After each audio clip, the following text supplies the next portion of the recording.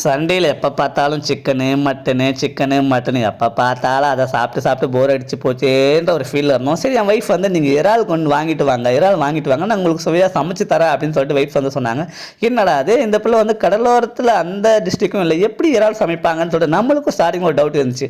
நான் பார்த்துக்கிறேன்ப்பா, வாங்கிட்டு வாப்பா அப்படின்னு சொல்லிட்டு வாங்கிட்டு வந்து கொடுத்தேன். அவங்க வந்து எல்லாம் இன்க்ரீடியன்ட் எல்லாம் ரெடி பண்ணி வச்சுருந்தாங்க. இந்த பாருங்க, கறியாப்பில் ஒரு தேவையான அளவு கறியாப்பில் நல்லா தூள் பண்ணிவிட்டு அதுவும் வச்சுருந்தாங்க. கறியாப்பிலையும் இருக்குது, கறியாப்பிலை தூள் பண்ணதும் வச்சுருக்காங்க.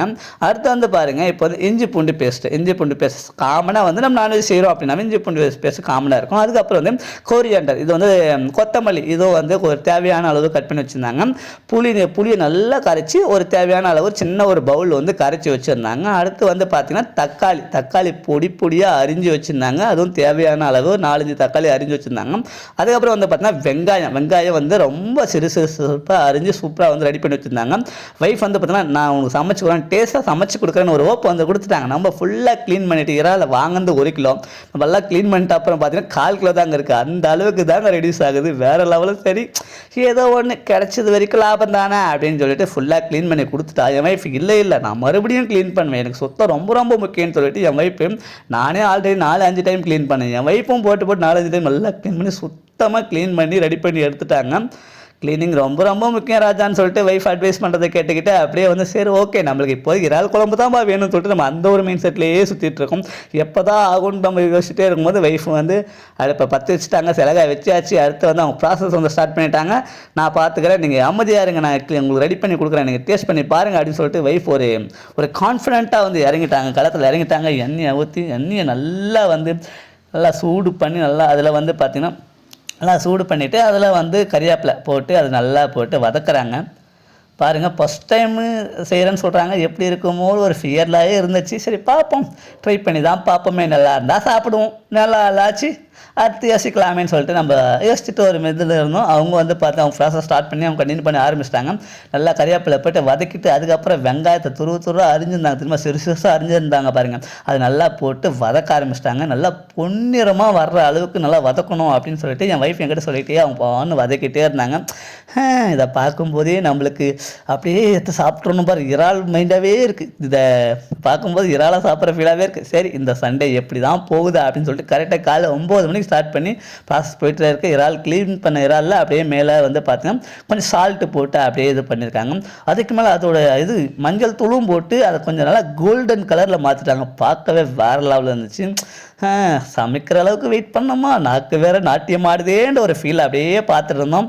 அவங்க ப்ராசஸை ஸ்டார்ட் பண்ணிட்டாங்க. நல்லா வதக்கி நல்லா பொன்னிறமாக வர அளவுக்கு வதக்கிட்டாங்க. ப்ளஸ் இந்த இறாலையும் வந்து ஒரு பொன்னிறமாக நல்லா கோல்டன் கலரில் வந்து மாற்றிட்டாங்க. எப்போ தான் கிடைக்கும், எவ்வளோ நேரம் செய்வீங்கன்ற அளவுக்கு நம்ம அப்படியே உட்காந்து பார்த்துட்டு இருந்தோம். அவங்களும் அடுத்து வந்து பார்த்து இஞ்சி பூண்டு பேஸ்ட்டு, இப்போ கறிவேப்பிலை வெங்காயம் நல்லா வதக்கி பொன்னிறமாக வதக்கிட்ட அப்புறம் இஞ்சி பூண்டு பேஸ்ட்டையும் போட்டு நல்லா வதக்குறாங்க. நல்லா வதக்கிட்டு அந்த பச்சை ஸ்மெல் இருக்குல்ல, அந்த பச்சை ஸ்மெல் போகிற அளவுக்கு நல்லா வதக்கணும் அப்படின்னு சொல்லிட்டு எனக்கும் என் ஒய்ஃப் வந்து அப்படியே கிளாஸ் எடுத்துகிட்டு அப்படியே வதக்கிட்டே இருந்தாங்க. சரி, எப்படியாச்சும் வதக்குங்க, ஃபைனலாக எனக்கு அப்படின்னு சொல்லிட்டு நாக்கில் வேறு எச்ச ஊற ஆரம்பிச்சிச்சு. அடுத்து இன்க்ரீடியண்ட்டை வந்து பார்த்திங்கன்னா தக்காளி வந்து அரிஞ்சு வச்சுருந்தாங்க இல்லையா, தக்காளியும் அதில் போட ஆரம்பிச்சிட்டாங்க. அதை போட்டு நல்லா வதக்க ஆரம்பிச்சிட்டாங்க. ஏன்னா வந்து பார்த்திங்கன்னா அந்த பச்சை வாசனை அடிக்கும்னு சொல்லுவாங்க இல்லையா, பச்சை வாசனை அடிக்கும்னு சொல்லுவாங்க. ஸோ வந்து நல்லா வந்து வதக்கணும், நல்லா வதக்கி அந்த பச்சை வாசனை போகிற அளவுக்கு நல்லா வதக்கிட்டே இருக்கணும். நல்லா அந்த அடுப்பு வந்து ஓரளவுக்கு மீடியமான இதில் வச்சுக்கோங்க. கொஞ்சம் உப்பு போட்டு நம்மளுக்கு தேவையான உப்பு போட்டு அது நல்லா போட்டு மறுபடியும் வதக்க ஆரம்பிச்சிட்டாங்க. ப்ராசஸ் போக போக எப்போ ஆகும், அந்த காக்கா மட்டை படம் மாதிரி ஆச்சா எப்போ தான் அப்படின்னு சொல்லிட்டு நானும் அப்படி சைடில் உட்காந்து அப்படியே பார்த்துட்டு இருந்தேன்.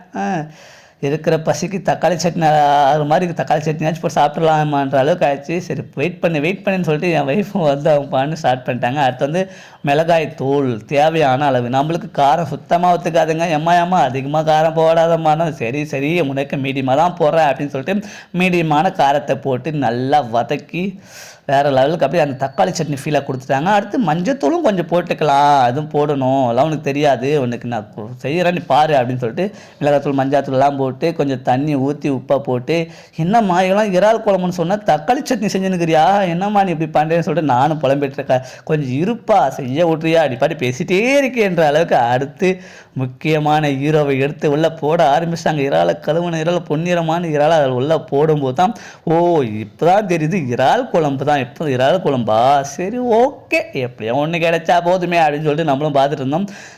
இறாலை போட்டு அந்த தக்காளி இதில் போட்டு அந்த இது பண்ணும்போது வதக்கும்போது ஒரு ஃபீல் வந்துச்சு பாருங்கள். மை காட், ட்ரை பண்ணி பாருங்கள், வேறு லெவலு செம்மையாக இருக்குன்னு ஒரு பார்க்கும்போதே ஒரு ஃபீல் ஆகுது. வடிவேல் டைலாக் மாதிரி தான், புதுசாக ட்ரை பண்ணி சாப்பிடுங்கடா அப்படின்ற மாதிரி தான். அங்கே பாருங்கள், அந்த கறியாப்பிலை தூள் பண்ணி வச்சுருந்தோம்ல, அதை கரெக்டாக இறால் போட்டு வதக்கிட்ட அப்புறம் மேலே எதையோ அது மேலே போட்டு அப்படியே வதக்குறாங்க. வடிவேல் டைலாக் விட்டேன்னா வடிவேல் சொல்லுவார்ல, எப்போ பார்த்தா இட்லி வடை தோசை ஒரே மாதிரி சாப்பிட்டுட்டு என்னடா புதுசாக சாப்பிடுங்கடா சிக்காங்கோக்கா ஸ்ப்ரிங் ரோல் அப்படின்ற மாதிரி புதுசாக ட்ரை பண்ணி சாப்பிடுங்கன்னு சொல்லுவாங்களே, அந்த மாதிரி தான் அப்படியே வந்து நாக்கு வேறு சும்மா இருக்க மாட்டேங்குது. எப்போ கிடைக்கும் அப்படின்னு சொல்லிட்டு கேட்டு கொஞ்சம் இருப்பா அப்படியே சாப்பிட்றியானோ ஒய்ஃபு ஓரளவுக்கு மேலே கொஞ்சம் கடுப்பாயிட்டாங்க. சரிம்மா நான் வெயிட் பண்ணுறோம்மா அப்படின்னு சொல்லிட்டு சரி தண்ணி ஊற்றி நல்லா போட்டு வதக்கி இது கொதிச்சாதான் ரெடி ஆகும். சும்மா கையை விட்டுனுக்காது அமைதியாரு அப்படின்னு சொல்லிட்டு சரிம்மா வெயிட் பண்ணிட்டேன், இன்னும் கொஞ்சம் நேரம் தானம்மா அப்படின்னு சொல்லிட்டு அப்படியே பார்த்துட்டு இருந்தேன். வேறு லெவலுங்க. ஸ்டார்டிங்லேருந்து இது வரைக்கும் ஒவ்வொன்றும் பர்ஃபெக்டாக போயிட்டுருக்கு. டேஸ்ட்டு செம்மையாக இருக்க போகுதுன்ற ஒரு ஃபீலை வந்து நினச்சிட்டு இருந்தேன். புளியை வந்து நல்லா கரைச்சி வச்சுருந்தாங்க இல்லையா, இந்த டைமில் தான் புளியை ஊற்றணும். நல்லா வந்து பார்த்தீங்கன்னா வதக்கிட்டு ஓரளவுக்கு நார்மலாக கொதி வர்ற டைமில் வந்து இந்த புளியை ஊற்றிங்க, தேவையான அளவு புளியை ஊற்றிக்குங்க. அதிகமாக ரொம்ப புளிப்பு இருந்தால் கூட கண்டிப்பாக டேஸ்ட் வந்து போயிடும். மீடியமான அளவு புளியை கரைச்சி எவ்வளோ வேணுமோ அவ்வளோ மட்டும் ஊற்றிக்குங்க அப்படின்னு சொல்லிட்டு நல்லா ஊற்றி நல்லா வந்து வதக்க ஆரம்பிச்சிட்டாங்க. அதுவும் கொதிக்க ஆரம்பிச்சுட்டு நாட்டியம் ஆட ஆரம்பிச்சிச்சு. எப்போ தான் கிடைக்குன்ற அளவுக்கு ஒரு ஃபீலை வந்து கொடுத்துச்சு. ஒய்ஃப் வந்து அவங்க அந்த மேலே லாஸ்ட்டாக எண்ணெய் கொஞ்சம் மீடியமாக ஊற்றிருந்தா லாஸ்ட்டாக ஊற்றிங்க. எண்ணெய் மஸ்ட்டு ஆக்சுவலாக வந்து எண்ணெய் கொஞ்சம் ஊற்றிக்குங்க ஃபினிஷிங் டைமில், அப்போ தான் கொஞ்சம் அந்த ஸ்மெல் நல்லா இருக்கும் அப்படின்னாங்க. டேஸ்ட்டாக இருக்கா?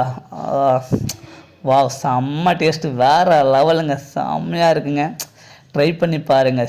ஃபஸ்ட் டைம் ட்ரை பண்ண மாதிரியே தெரியல. என் ஒய்ஃப் ஆல்ரெடி செஞ்சுருக்காங்க போல இருக்குது, என்கிட்ட நடிக்கிறாங்க தான் ஃபஸ்ட் டைம் செய்கிறேன்னு. வேறு லெவல் செம்ம டேஸ்ட்டாக இருந்துச்சு.